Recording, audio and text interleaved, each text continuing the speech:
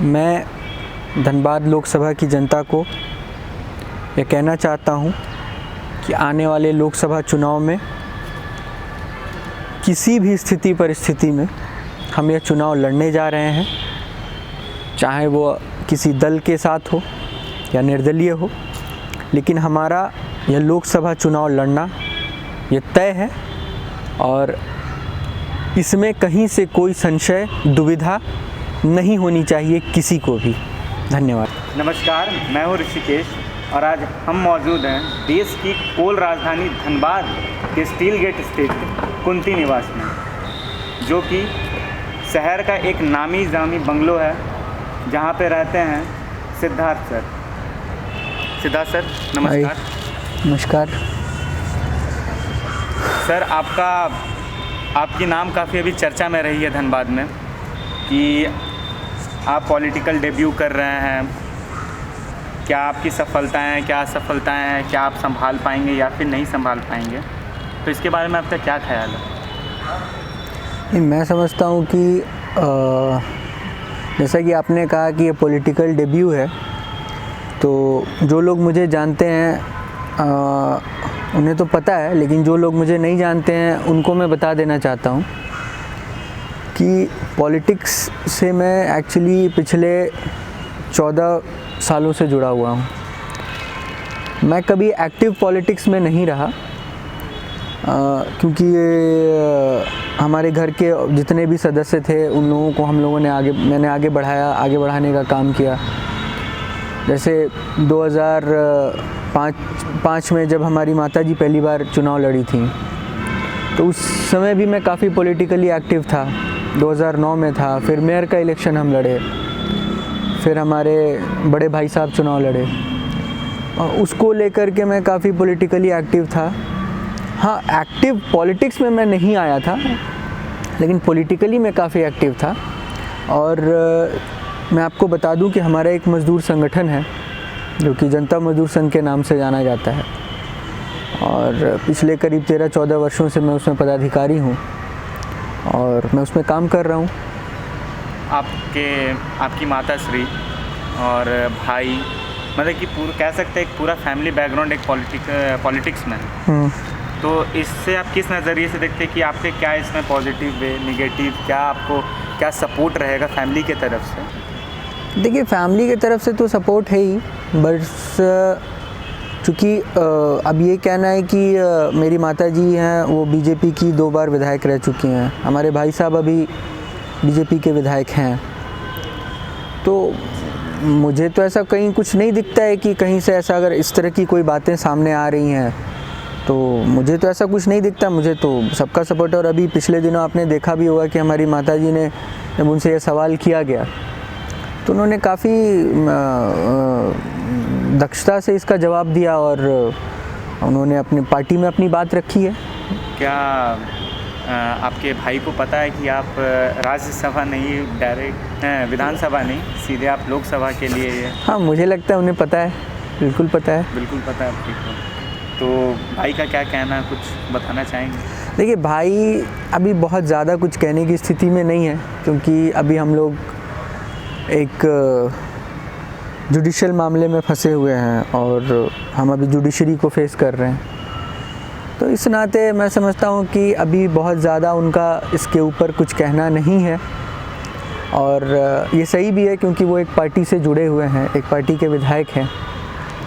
तो अब बहुत सारी बातें हैं जो सामने बोली जाती हैं, बहुत सारी बातें हैं जो नहीं भी बोली जाती हैं। तो मैं समझता हूँ कि हम लोगों को जितनी ज़रूरत है या जो लोगों को पता होना चाहिए कि हमारा स्टैंड क्या है, मुझे लगता है वो लोगों को पता होगा हमारा स्टैंड क्या है, उनका क्या है। अगर देखा जाए तो बीजेपी काफ़ी असमंजस में है कि किसे टिकट दें। काफ़ी सारे नेता यहाँ से खड़ा होने के लिए, मतलब काफ़ी सारे लोग हैं जिन्हें टिकट दे सकती है बीजेपी।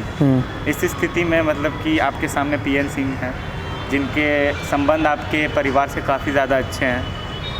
इधर से आप भी हैं, आपका भी पॉलिटिकल बैकग्राउंड मतलब कि बीजेपी से ही रिलेटेड आपका पूरा परिवार है।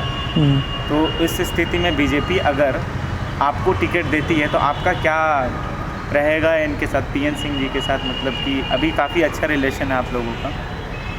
देखिए, मैं समझता हूँ कि ये लोकतंत्र है और लोकतंत्र में चुनाव लड़ने का अधिकार सभी को होता है। जहाँ तक हमारे वर्तमान सांसद जी का सवाल है, तो हाँ, ये जाहिर सी बात है कि उनसे हमारे परिवार के बड़े अच्छे संबंध हैं, लेकिन चूँकि वो भी राजनीति में हैं, हम भी राजनीति में हैं, तो हम समझते हैं कि पारिवारिक रिश्ता जो है वो अपनी जगह पे है और राजनीति अपनी जगह पे है।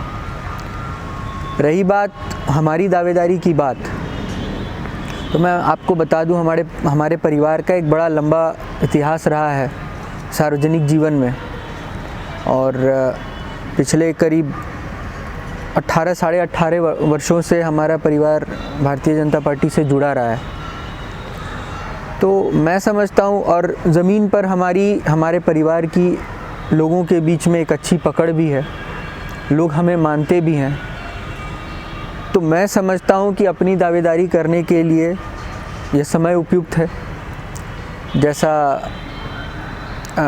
सबकी इच्छा होती है, तो मैं समझता हूँ अपनी बात रखने में मुझे तो नहीं लगता है कि किसी के भी सामने कोई हर्ज है। हालांकि अगर देखा जाए तो आपके भाई काफ़ी दिन से यहाँ मौजूद नहीं है, अपने पोस्ट को सही तरीके से संभाल नहीं सके, तभी ये चीज़ हो गया। और इस स्थिति में झरिया का काफ़ी स्थिति बिगड़ते गए, मतलब बिजली का, पानी का, रोड की समस्याएं काफ़ी ज़्यादा हो गई। तो उस स्थिति में झरिया के लोग आपको सपोर्ट करें या फिर वो आपके साथ किस वे में खड़ा रहे, वो उन लोगों के लिए असमंजस का बात है, उससे जा रहा है। देखिए, मैं इसमें आपको एक चीज़ बहुत स्पष्ट कर देना चाहता हूँ कि झरिया की नुमाइंदगी हम काफ़ी लंबे समय से कर रहे हैं। मैं आपको इतना बता देता हूँ कि मेरा जो डिफरेंस हुआ इस पूरे दरमियान में लेकर के, एक डिफरेंस ऑफ ओपिनियन जो हुआ, मैंने देखा कि सरकार में रहते हुए भी झरिया के साथ जिस तरह का व्यवहार किया गया, जैसा कि आप देखेंगे पूर्व के दिनों में झरिया का आरएसपी कॉलेज जिसे बंद कर दिया गया, उसके कुछ ही दिन पहले आपने सुना होगा कि जो डीसी रेलवे लाइन है उसे भी बंद किया गया था। पहले तो वहाँ पे ज़मीन के अंदर आग की बात कह कर के उस रेलवे लाइन को बंद कर दिया गया, फिर गवर्नमेंट ने उसे कमर्शलाइज़ करने की कोशिश की कि वहाँ से भाई सिर्फ जो है सामान की ढुलाई होगी, पैसेंजर नहीं जाएंगे। तो लोगों ने वहाँ जब उसका विरोध किया तो सरकार को उसके आगे झुकना पड़ा और सरकार ने उस लाइन को चालू किया। मैं समझता हूँ कि पीके राय कॉलेज आरएसपी कॉलेज के साथ भी थोड़ी बहुत वही समस्या है। आरएसपी कॉलेज को सिर्फ कुछ लोग नहीं चाहते थे कि वो चले। इसका कारण ये है कि जो वहाँ के विधायक हैं संजीव सिंह जी, जो उनका राजनीतिक कद रहा है, या जो राजनीति में वो अब धीरे धीरे आगे बढ़ रहे थे, और चूँकि उनको एक गलत साजिश के तहत फंसा दिया गया, जेल में है, तो मुझे लगा कि कुछ लोगों को यह लगा कि जितना हो सके संजीव सिंह को डैमेज करने के लिए, क्योंकि हमारी जो राजनीतिक जो हमारी जो जड़ें हैं जो काफ़ी मजबूत हैं, उसे हिलाने के लिए और उसे तोड़ने के लिए मैं समझता हूँ कि एक षड्यंत्र के तहत आरएसपी कॉलेज को बंद किया गया। क्योंकि मैं जानता हूँ आरएसपी कॉलेज के नीचे कोई आग नहीं है और आने वाले कम से कम 10 वर्षों तक वो कॉलेज सुरक्षित है। बहरहाल जब कॉलेज जिस दिन बंद हुआ था उस दिन हम लोगों ने ही ये मांग उठाई थी कि आरएसपी कॉलेज को झरिया में ही रखा जाए। तो अभी कुछ दिन पहले मिनिस्ट्री से उसका सैंक्शन आ गया है, लेकिन हम लोग ये डिमांड करते हैं कि आरएसपी कॉलेज को, जो कि बेलगड़िया में शिफ्ट कर दिया गया है और जिसमें व्यवस्थाएं अच्छी नहीं हैं, छात्र छात्राओं को काफ़ी दिक्कत हो रही है, जब तक नया भवन बन नहीं जाता है सरकार को उस कॉलेज को पुनः उसी जगह पे शिफ्ट कर देना चाहिए। तो स्टूडेंट्स को भी काफ़ी ज़्यादा प्रॉब्लम हो रहा होगा इन सारी स्थिति में कि उन्हें बस नहीं मिल पा रही, उतना दूर जाना आना। महिलाओं को काफ़ी ज़्यादा दिक्कत हो रही है, मतलब कि काफ़ी सारी लेडीज़ भी हैं, गर्ल्स स्टूडेंट भी हैं, उन्हें भी काफ़ी ज़्यादा दिक्कत हो रहा है आने जाने में। तो इन सारी चीज़ों को आप सांसद जी के पास लेके जाना चाहिए आपको, आप तो लेके गए नहीं होंगे। देखिए ये जो समस्याएं हैं, जब शुरू में हमारी बात हुई थी, इन समस्याओं को लेकर के झरिया के विधायक ने कई बार, एक बार नहीं कई बार सरकार को वो पत्र लिख चुके हैं।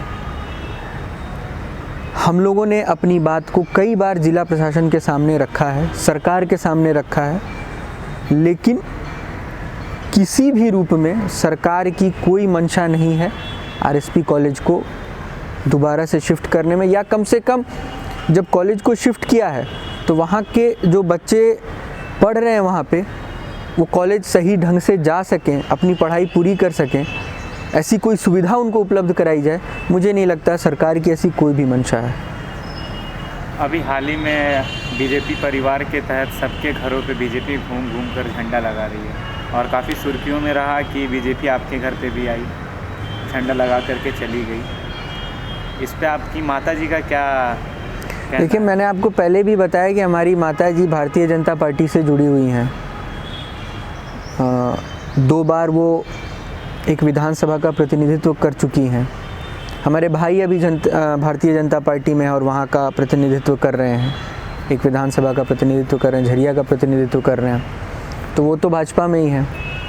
तो मुझे नहीं लगता वो भाजपा में है तो भाजपा के लोगों ने जा कर के उनके यहाँ झंडा लगाया, तो मुझे नहीं लगता इसमें कोई बहुत ज़्यादा आश्चर्य होना चाहिए। मीडिया इसे काफ़ी ऊपर लेवल पे, अब मीडिया इसे क्यों तूल दे रहा था ये मेरे समझ से परे है।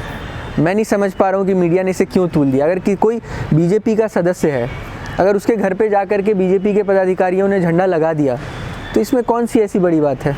और आपने भी कहा कि एक आपका संघ चल रहा है जनता मजदूर संघ का, अगर आपको टिकट दे दिया जाता है बीजेपी से या फिर आप निर्दलीय ही खड़ा होते हैं, तो उस स्थिति में आपका जो संघ है आपको किस वे में आपकी मदद कर रहा है, या फिर रैलियाँ, काफ़ी सारी चीज़ अभी हाल में जन चेतना रैली आपने करा, उसका क्या सक्सेस रहा, क्या पॉजिटिव क्या नेगेटिव आप बताना चाहेंगे? देखिए, एक बात तो मैं आपको स्पष्ट कर देता हूँ कि किसी भी हाल में आने वाला लोकसभा चुनाव हम लड़ेंगे और मजबूती से लड़ेंगे, इसमें कहीं से कोई दुविधा नहीं है।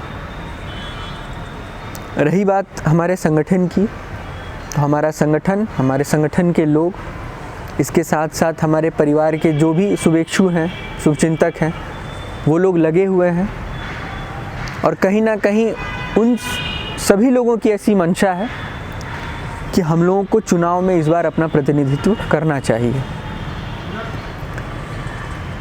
और जो जन चेतना रैली आपने करवाया आपके नेतृत्व में वो रैली हुआ, मुझे लगता है कि इस रैली के बाद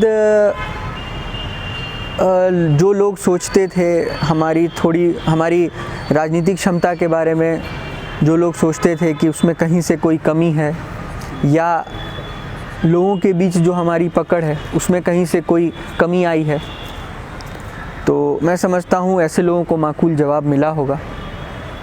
धनबाद का अगर पॉलिटिक्स देखें तो काफ़ी कह सकते हैं कि एक गंदी पॉलिटिक्स यहाँ पे हुई है। धनबाद का अगर इतिहास देखें तब, इस स्थिति में आपको यहाँ पे पॉलिटिक्स में कदम रखना, खुद का बचाव भी देखना कि आपके साथ कुछ गलत ना हो जाए या फिर कुछ ऊपर नीचे ना हो जाए। कुछ लोगों का कहना है, काफ़ी सारे लोग हैं जो कहते हैं कि ये कर देंगे वो कर देंगे अगर ये आए आगे तो इन सारी चीज़ों में आप उन लोगों को क्या जवाब देना चाहेंगे? देखिए, मैं आपको एक चीज़ बताना चाहूँगा कि कोई भी चीज़ गंदी नहीं होती है। राजनीति है, पॉलिटिक्स है, तो गंदा पॉलिटिक्स गंदी नहीं होती है, राजनीति गंदी नहीं होती है।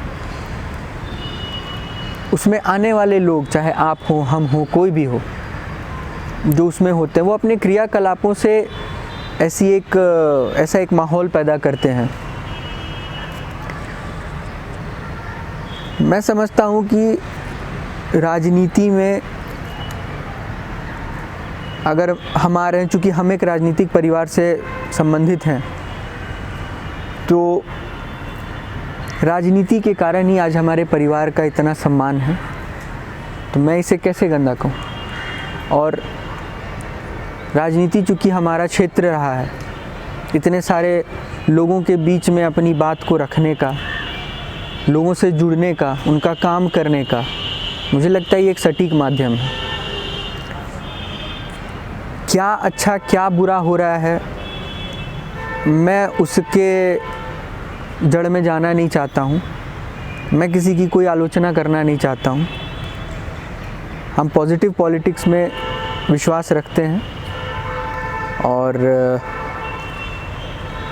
हमें ऐसा लगता है कि हमारे आने से पॉलिटिक्स में बदलाव ज़रूर होगा। अगर बीजेपी आपको टिकट देती है तो क्या मोदी फैक्टर जो है वो आपको प्रभावित करेगा जीतने में, या फिर खुद का आपका राजनीतिक इतिहास ही हेल्प कर सकता है उस चीज़ में आपको, अगर बीजेपी टिकट देती है तो? देखिए, ये तो बहुत ही हाइपोथेटिकल क्वेश्चन है, टिकट देती है या नहीं देती है, और अभी ऐसी कोई स्थिति स्पष्ट नहीं है, तो मैं इसके ऊपर बहुत कुछ कहना नहीं चाहूँगा। हाँ, लेकिन इतना मैं ज़रूर चाहूँगा, इतना ज़रूर कहना चाहूँगा कि अगर धनबाद से हम चुनाव लड़ रहे हैं तो ज़ाहिर तौर पर लोकसभा चुनाव जो होते हैं वो राष्ट्रीय मुद्दों पर होते हैं, ये हम सभी जानते हैं। लेकिन अगर धनबाद का कोई प्रतिनिधित्व कर रहा है तो धनबाद की समस्याओं को राष्ट्रीय स्तर पर पहुंचाने के लिए मैं समझता हूं कि धनबाद की अच्छी समझ होनी चाहिए। और जहां तक सवाल हमारे प्रधानमंत्री जी का है या किसी और बड़े नेताओं का है, तो जो जिस जगह पे हैं वो अपना काम कर रहे हैं और उन्हें करना भी चाहिए, क्योंकि जनता अगर किसी को उस जगह पे पहुंचाती है तो जनता के प्रति हमारा एक कर्तव्य होता है जिसका हमें निर्वहन करना चाहिए। जैसा कि आप सब जानते हैं कि सिद्धार्थ जी ने अपने सारे सवालों का काफ़ी अच्छे से जवाब दिया, और उनका ये भी कहना है कि बीजेपी टिकट दे या ना दे, किसी भी स्थिति में वो इस बार का लोकसभा चुनाव लड़ेंगे और काफ़ी बखूबी तरीके से लड़ेंगे। सिद्धार्थ सर, मैं आपसे इजाज़त चाहूँगा कि इंटरव्यू में यहीं पे समाप्त। Thank you.